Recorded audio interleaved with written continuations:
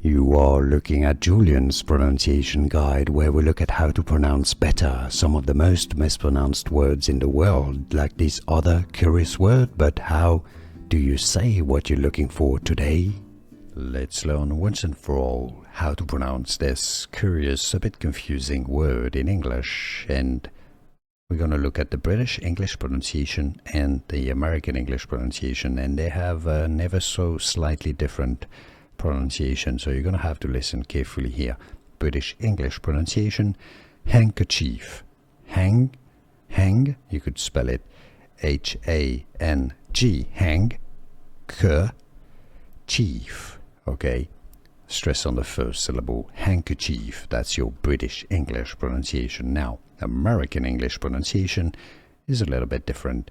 Handkerchief. Handkerchief.